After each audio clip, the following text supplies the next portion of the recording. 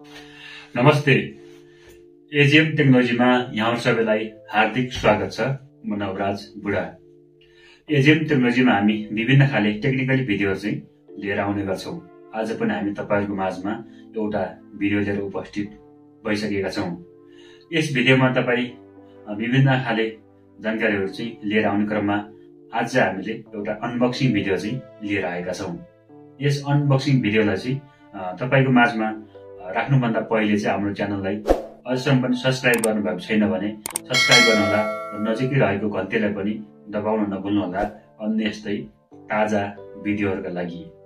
आज हामीले del computer र मोनिटरलाई चाहिँ फुल्ली चाहिँ एसेम्बल गरेर चाहिँ हामी अनबक्सिङ गरेर तपाईलाई देखाउन चाहिँ गइरहेका छौं। अब लागौं भिडियोमा।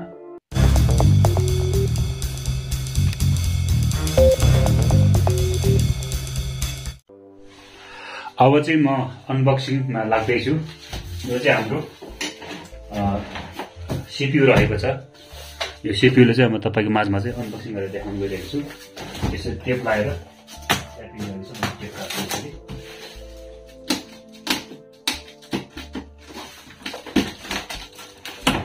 यो चाहिँ हाम्रो सीपीयू रहेको छ।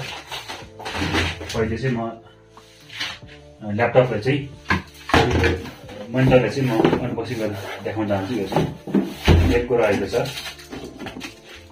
यसरी ट्याक्टिकल प्याकिङ रहेको छ। यसलाई चाहिँ म यसरी खोल्छु यहाँनिर।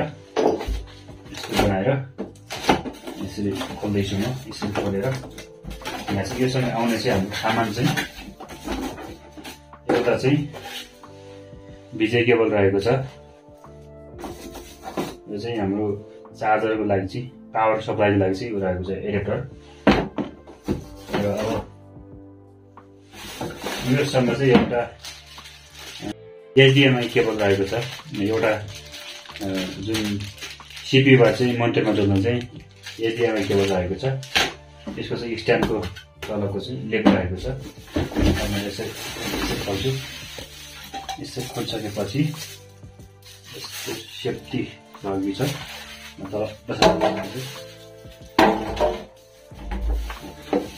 चाहिँ गत्ता चाहिँ मसँग कार्टुन चाहिँ यो चाहिँ अब यो खालको रहेको छ। 19 इन्चीको चाहिँ डेलको रहेको छ। यसको चाहिँ हामी यस्तो खालको रहेको छ। यहाँ चाहिँ एचडीएमआई भिजे केबल पावर सप्लाई यसको चाहिँ कन्ट्रोलको लागि चाहिँ बटनहरु रहेको छ। आज म यसलाई चाहिँ कम्प्लिटली तपाईले चाहिँ सबै अनबक्सिङ गरेर देखाउन चाहिँ गइरहेको छु। तपाई यस च्यानलमा नयाँ हुनुहुन्छ भने च्यानल सब्स्क्राइब गर्न साथ दिनुहोला। अब चाहिँ म यसलाई यसरी आएर यस्तो खालको लक हुन्छ यहाँनिर। लक चाहिँ यसरी म यसलाई लक मेसिनमा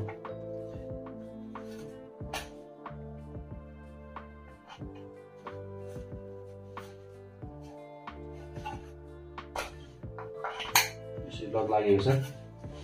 यसलाई चाहिँ यसरी मैले चाहिँ यसलाई अनबक्सिङ चाहिँ गरेर देखाउन चाहिँ गइरहेको छु। अब चाहिँ म यसलाई चाहिँ पावर सप्लाईको लागि केबल पनि म जोडेर हेर्छु।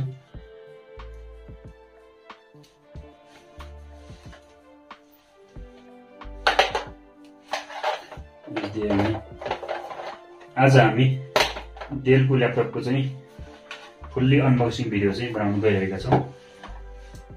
अब यसो एडेप्टर एचडीएमआई यो एचडीएमआई भन्दा चाहिँ यो भिजे खालको केबल चाहिँ राम्रो हुन्छ। यसले लक भएको कारणले गर्दाखेरि यताउति त्यहाँबाट चाहिँ छुट्टिने झिकिने सम्भावना चाहिँ हुँदैन। अब चाहिँ म यसरी यहाँ हाल्छु। यसलाई चाहिँ यसरी हालिसकेपछि अब चाहिँ म यसलाई यो हामीले मोनिटर चाहिँ अनबक्सिङ चाहिँ गरिसकेका छौँ। यसलाई चाहिँ हामी पावर दिएर सबै कुराहरू चाहिँ तपाईलाई देखाउनेछौँ। यो चाहिँ डेलको मोनिटर रहेको छ। अब चाहिँ म यो सीपीयूलाई चाहिँ अनबक्सिङ गर्न चाहिँ गइरहेको छु।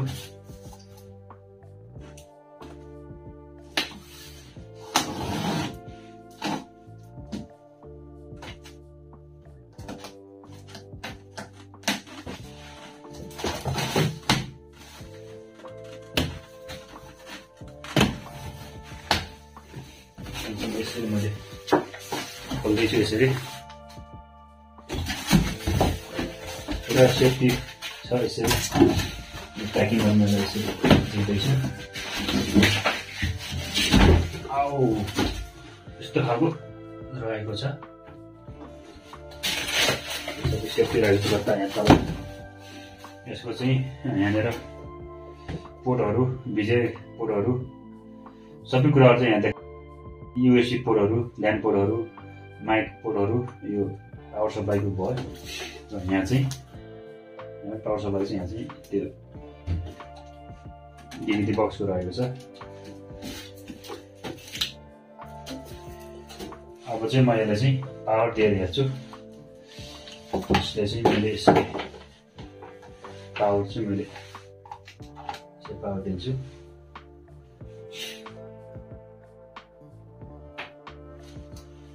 नसिग्नल भनेको छ। अब चाहिँ म यता पनि अर्को पावर दिएर हेर्छु। यसलाई चाहिँ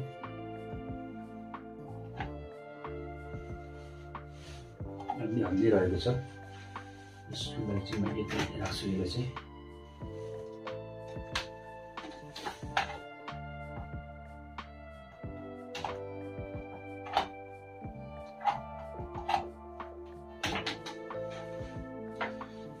यसरी पावर दिन्छु।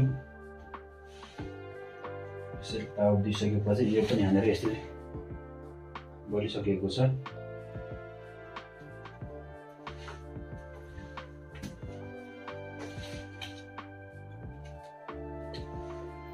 यो चाहिँ अन भइसकेपछि मैले यसो अन गरेको छु। अब यसलाई चाहिँ म यसरी भिजेर चाहिँ यहाँनिर जोड्छु। यसरी यसको चाहिँ यहाँ रहेको छ।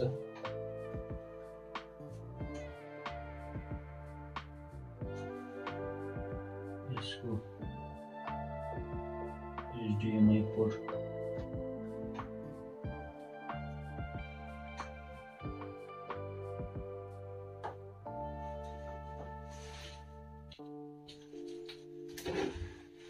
यसको चाहिँ HDMI यो चाहिँ मलाई नराम्रो चाहिँ लागेको छ। यसलाई अर्को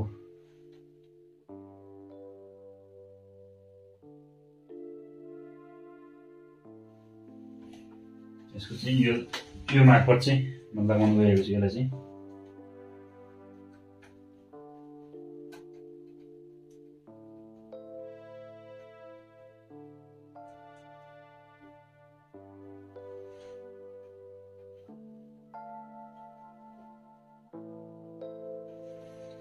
अब चाहिँ मैले यसरी यसमा चाहिँ प्लग इन गर्न गइरहेको छु।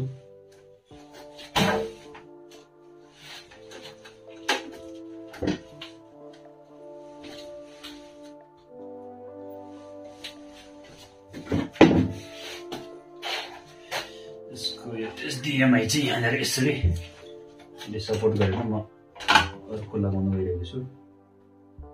यसरी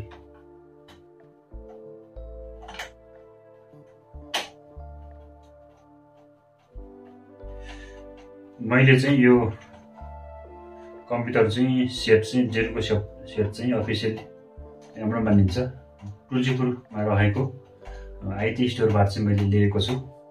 तपाईँ पनि यसलाई चाहिँ यस्तै खालको सामान चाहिँ खरिद गर्ने सोच्नु हुनुहुन्छ भने चाहिँ तपाईँले म तल बक्समा चाहिँ डिस्क्रिप्सनमा चाहिँ डिटेल दिनेछु। त्यहाँबाट चाहिँ तपाईँले नम्बर दिएर चाहिँ उहाँलाई सम्पर्क गरेर त्यहाँबाट चाहिँ सम्पर्क गरेर खरिद गर्न सक्नुहुन्छ। यसरी मैले चाहिँ अनबक्सिङ चाहिँ मैले गर्दैछु। यो खालको रहेको छ।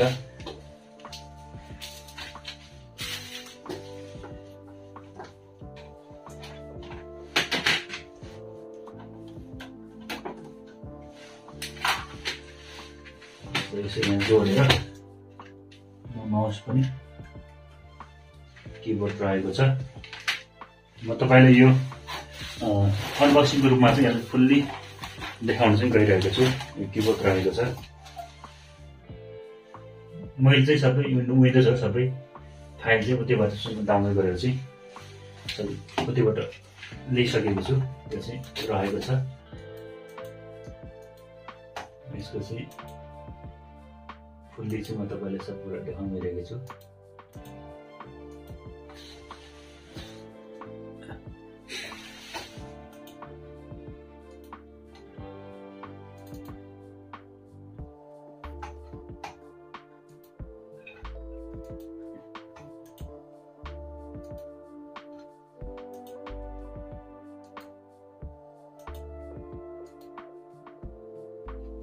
यसको चाहिँ 4GB चाहिँ ऱ्याम रहेको छ र इन्टेल कोर चाहिँ 3 रहेको छ। त्यसपछि अपरेटिङ सिस्टम चाहिँ 64 बिटको रहेको छ। त्यसैगरी यसको चाहिँ यो सबै जेन्युन रहेको छ। विन्डोज पनि आइएसओ पनि विन्डोज 10 प्रो रहेको छ यसमा चाहिँ। यो चाहिँ मैले तपाईँलाई यसरी अनबक्सिङ गरेर देखाएको छु।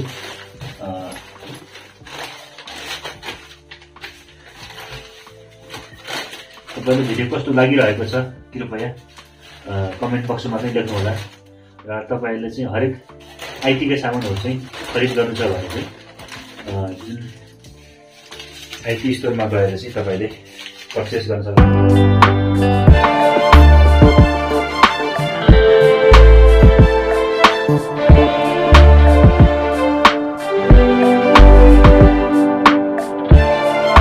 तपाईँलाई पनि branded computer, assemble computer, laptop आदि रिपेयर गर्नु छ या नयाँ खरिद गर्नु छ भने चाहिँ आइटी स्टोरमा गएर चाहिँ तपाईँले खरिद गर्न सक्नुहुनेछ।